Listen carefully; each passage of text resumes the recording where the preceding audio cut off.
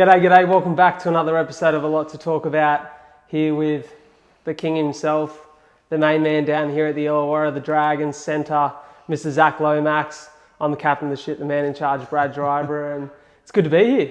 Thanks for having us, brother. Bro, the man, thanks for coming down. Appreciate it. No, thanks for coming in. We got around the studio earlier today and there's a little bit of noise, so we've ended up here at your place. It's exciting being here because you're a guy that, you know, the area, the Illawarra, has been able to get around in the last couple of years in the NRL because you're playing amazing footy and, you know, you're one of the characters of the game that people seem to really love. How does it feel to get the love and the appreciation from the fans? Bro, thanks. That's a bit of a compliment too. Thanks, man. I appreciate that.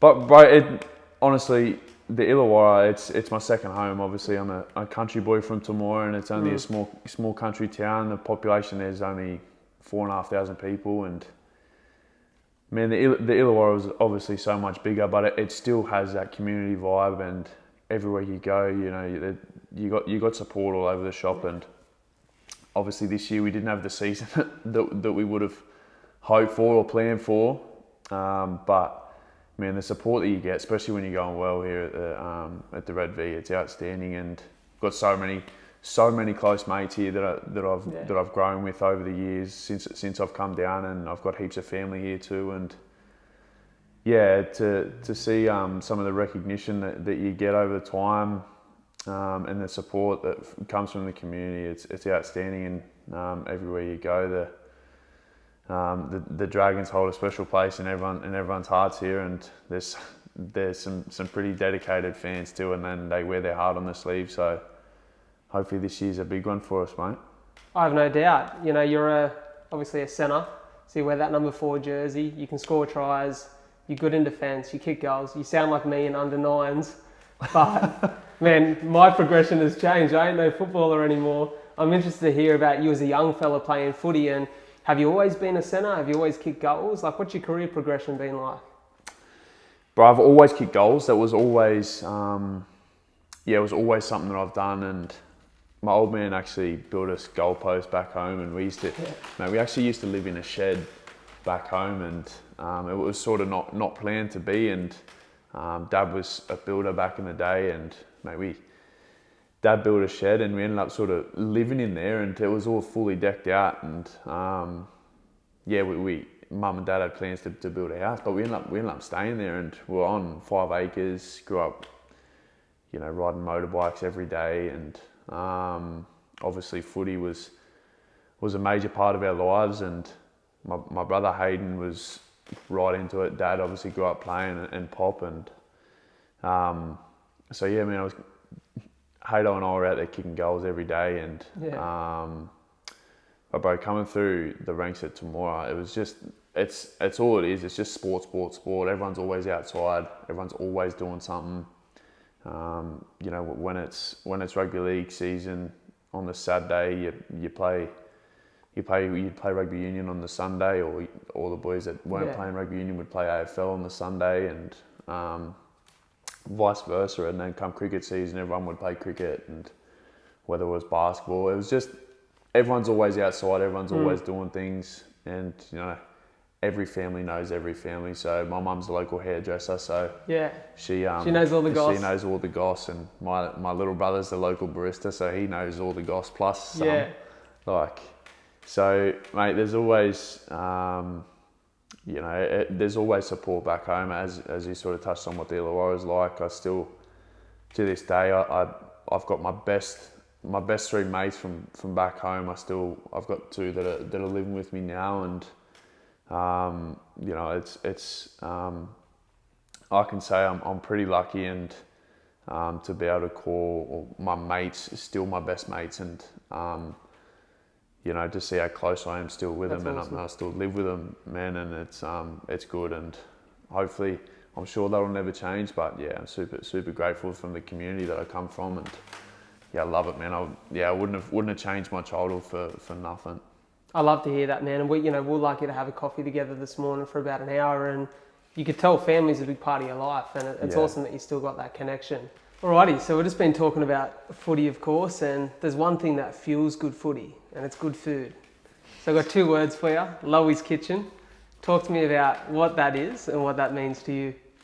Yeah, I love it, bro. Obviously, haven't been able to be as active on it lately, and obviously because we went up to Brizzy and we're in a bubble there for a little bit. So I was sort of moving house and everything was sort of all over the shop. But man, I love my food and I love to cook and just sort of do my own sort of thing, man, and cook whatever. But my go-to is probably, I really love smoking my own meats, like into a sort of like use my own smoker and all along them lines. But love watching Gordon Ramsay. Gordon Ramsay's my favourite, and he's the best, and love his mentality too. He the way he goes about things, he's pretty ruthless. And, yeah, he is, isn't he? Man, I just love cooking. Like, I eat so much food, it's ridiculous. Yeah. But I'll cook whatever, man, and all right, so let me pitch something to you here, right? Let's say it was a Sunday at your place, everyone's coming around, and you're head chef. What's the menu look like? What's a brekkie, go-to brekkie on a Sunday? I'm talking off-season when you can get a little bit mutters, when you can be proud Fat Club, and lunch, dinner. What's that look like? As in, so if I'm going to go out and eat or cook at home? Give us a bit of both. Okay, so I'll do brekkie. If I'm going to go out, there's a cafe that's in North Gong, actually. Yeah. Connie's, you've been there? Yeah. So Connie's, I'll go and get the French toast there, and I'll have it with Nutella and maple syrup. And bro, they're the best. And I'll normally get that pretty much every day or every next morning after a game. Like, I'll go down to Connie's and get the French toast there and have a coffee. Small double shot flat white, that's my order. And then for lunch, if I'm at home and I'll get most of the boys to come over, I do some smoked meats, but I think a brisket would be my go-to, and sometimes I'll just do sort of salt and pepper, and I've got this sort of little gun that I'll put some sort of flavouring in, and you can sort of inject it into the meat, and it just sort of makes it a little bit more tender. How long on the smoker? Normally about 8 hours. Yeah. Yeah, about 8 hours. So you do sort of a method where you'll smoke for about 4 hours, and then I'll wrap. So when I say wrap, I'll wrap it in some butcher's paper or aluminium foil. And then I normally wrap it in, but I've got my own sort of rubs that I use too, and you just sort of pick it up, and whatever rubs that you like, everyone's different. Like, there's all sort of different ones you can use, man. But brisket's definitely my favourite. And then so you'll smoke it for 3 to 4 hours, and then I normally wrap it for about 2.5, 3 hours as well. So I wrap it in butcher's paper and I'll normally do honey, bit of brown sugar, a bit of apple juice normally, and that's in for about 2.5, 3 hours, and that's what really makes it nice and tender. And then after that, I'll take that out and sit it back in and just sort of almost grill it kind of thing for the next half an hour to an hour. And I've normally got my own sort of barbecue sauce that I'll make up, and you just sort of baste it. Yeah. And then you just, every sort of 5 to 10 minutes, you just sort of take out and baste it a little bit, and it just sort of caramelise and crisps the outside. And that's my favourite, man. Or ribs. I love doing them, man, but only because I really enjoy them. Like, once they're done, like, it's the best feed ever. Yeah, bloody oath. Smoke and Barrels does some mad burgers in town too, and I try and follow some of their briskets, but they're outstanding. But my smoked meats for sure. For dinner, if I could have anything, it would be. Have you ever been to Il Nido in Balgownie? No, but I've heard really good things. So, do yourself a favour. Next gorgeous girl that you come across, take her out for dinner. Yeah. Il Nido, the pecorino cheese wheel, bro, best. Yeah. Best. And that's like the cacio. Is it they call it cacio pepe too, or something like that, where they've got the the wheel and they put the pasta in and like... Yeah, so it's this actually big cheese wheel, and they just sort of mix it up and they bring it out and they mix it up all in front of you. It's the nicest pasty we ever have. It's all sort of homemade, like they do their own sort of... Yeah, beautiful. Yeah, so it's the best. You know what the challenge is there? We've got to find a gorgeous girl. It's not easy, bro. You just never know. You got the looks, you got the tattoos, you got the rig, you know. They're not doing all that much. They're not doing much? They're not doing much, bro. What is it? What are you missing then? Bro, I think I've just been not training enough, eh? Oh, jeez. So, like if you're sitting at home, like say music's on. Bro, see, I'm different. Like my music's different. Hit me with different though. What's so different? like, well, let's see. What's the last? You know what's a little what's bit the last scary? song? When Spotify Wrapped gets sent around, and you start to think, I've been listening to some weird shit.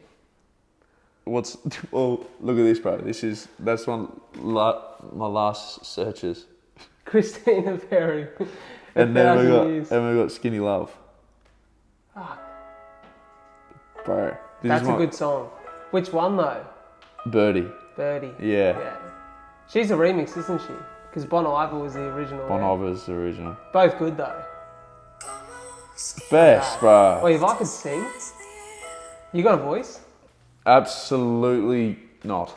Do you ever drive in the car? I do this all the 100% and sing and think I'm outstanding. Yeah, but you think you're outstanding, but then you go, fuck, I sound alrighty. Maybe I'll mute it, shock myself, keep going and see if I sound any good. And it's always horrid. I look at myself in the mirror and just go, Jesus Christ, never do that again. Yeah. Thank God I can pass a footy, eh? Oh, Jesus. Bro. Yeah, proper embarrassed See, I'm myself a Frank sometimes. Ocean guy.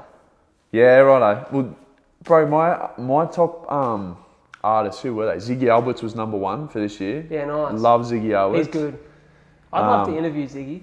Bro, I like him because he's honest. Yeah. And he just says what he thinks. Like, but I reckon he's got mad voice. Oh, insane voice. Who were they? They were Ziggy, Justin Bieber, J. Cole, Ed Sheeran, Drake. So we're very similar there. Yeah, so... Massive JB fan. We actually, Fooney behind the camera, him and I spoke about going to the concert next year. Bro, buying some tickets. Best. Bro, I love him. Insane. Yeah, he's got the best voice ever. I think the most talented would be, in my opinion, Ed Sheeran. I love him. I think he can just, can do it all. Yeah. He's funny as fuck. He's got it all. He's very funny. The best. Not the looks. Nah. Not the looks. Because he just reminds me of James Graham, and James Graham looks horrible. No, I'm joking. James Graham's the best fella ever. I love him. He's like one of my dads. Love him. So 2 questions to finish off. Going to get quite vulnerable and a little bit honest and authentic with these 2, which you've been throughout the whole interview. Yeah. But I'd be interested to know what your biggest fear is. Biggest fear? I mean, I just reckon not being able to be the person that you are. And I just feel sometimes you try and be someone that you're not. And I feel sometimes that I do that. But I feel like I'm getting way better at it and just being able to be the person that I really want to be. And I feel it takes a fair bit of courage, and that you, to be honest, you could really strip back a lot of people and just ask people why, and understand what their sort of meaning is and what their purpose is. And I just feel sometimes myself, I don't be myself at all times in regards to I don't say what I think, I don't say how I feel a lot of the times, and I don't be completely honest with what I'm thinking there and then. And I feel it goes a long way to helping you become a better person and, learning a lot of things. And my mum's the best at it. My mum is, and I know I speak about my mum and dad a lot. And no, I love it. My mum is just straight up and down. She just tells you what you need to hear and be's honest with me at all times. And she doesn't sugarcoat anything. She, at all times, she will just say what she thinks. And as I was sort of saying earlier, it can rub people the wrong way. But just being a little bit more confident and just sort of backing myself in regards to saying how I feel, and I think that can really develop me more as a person too, man. You know, I want to share a story with you off the back of that, because that thought there and that fear is something I've been sitting with a lot lately. And I think the hardest thing, yet the most important thing in the world, is figuring out what your purpose is. Yeah. You got purpose, you can overcome anything, you can achieve anything. Like when something is set within your soul and it's like a deep desire and you know that you're doing it for the right reasons, life-changing. And I've been lucky to find that in my life with storytelling and connecting with people. The other hardest thing in the world is to be yourself and to be super comfortable with letting the world think what they think. And I'd been sort of battling with that a little bit because, you know, being in this space of content, I've always tried to be really honest and authentic. But sometimes it's a little bit nerve-wracking, right, to step out and be completely who you are. And I'm writing a book at the moment, it's nearly done, and I was lucky enough to get a publishing offer from someone. And there's a lot of stuff in the book that's really vulnerable and raw, right? And I sat with it and I thought, man, it feels weird sharing this. It feels super honest, like it's me putting that 100% authentic version of myself out there. And as I was sitting with that thought and playing that through my mind, I was really lucky to meet this couple at an event probably 3 or 4 weeks ago now, and I'd met them at this evening event. It was like a documentary premiere for a mate of mine, and we got chatting, and pretty quickly come to the surface that the lady that I was speaking to had lost a brother to cystic fibrosis at the start of the year. Wow. And we started to have this really sort of honest and, you know, quite emotional conversation. You know, it's still so fresh for her. They'd wanted to reach out to me because of my CF and the event that we had just run for CF. And she said every time she tried to reach out, it was really hard because it was still so raw and so fresh. Yeah, right. And we sat there for about an hour and just spoke that night. And she shared with me the story of her brother's life. And he was 25 when he passed, the same age as I am. He had the same genetic mutation as me. And whilst he'd battled his health a lot more than I had, and you know, I've worked really hard at keeping myself as healthy as I can be. My parents have done an amazing job of that in my younger years. There is still an element of luck involved, and I left there that evening, and I'd been really healthy for a couple of weeks, and I literally walked in the door of my house, coughed, and my mouth filled up with blood, and I hadn't bled in my lungs in weeks. It was the last time I coughed that night, but it was almost like a universal reminder of you're mortal, and you're not that dissimilar to this guy, you know, but you didn't get the short straw. You're lucky to be here, you're blessed to be here. And that was a Friday night, and I swear to God, I slept no more than 5 hours that weekend thinking about this guy. His name was David. I've written about him in the book. I got the statue of David there, and I kept looking down at my arm and thinking about this lad. And I thought, how can you be scared to fail, or how can you be terrified to be yourself when this guy doesn't have a chance anymore? I want to ask you one last question before we finish off. This one's I guess an accountability one, because I hope that this interview is a reference point and almost can hold you accountable to this in years to come. Maybe you'll look back on this in 10 years when the 1080p, 4K, whatever it is we're shooting in is very old fashioned. But I want you to set yourself a challenge for the future. But I want to be, as a player, I want to be the player that my teammates want to play with. And when they're asked, who is your favourite player or your favourite teammate to play with? And if you had to be in the trenches, who do you want to be there with? I want my name to be there, and I want people to say, yeah, I love playing with him. He's got my back on and off the field. And as a bloke, I want to be known as someone that was honest, family man, and someone that was loyal and will be there for you no matter what. And I feel if I can do that and be honest, be the best person I can be, man, and you know, I feel like it plays a massive role in playing good footy and being the best teammate you can. But that's what I want to be known as a footy player, is someone that wants to play with you and someone that wants to be in the trenches with you when the game's on the line, and being the best family man I can be, bro. Hopefully be at the Dragons, man, and hopefully win a few premierships. I love it, man. I've got no doubt you will. I'm sure you fulfil all those dreams and challenges. And mate, I was a fan of Zac Lomax, the footy player, before I got here today, but I'm a fan of the man now too. So thank you so much. Man, Appreciate it. Thanks, bro.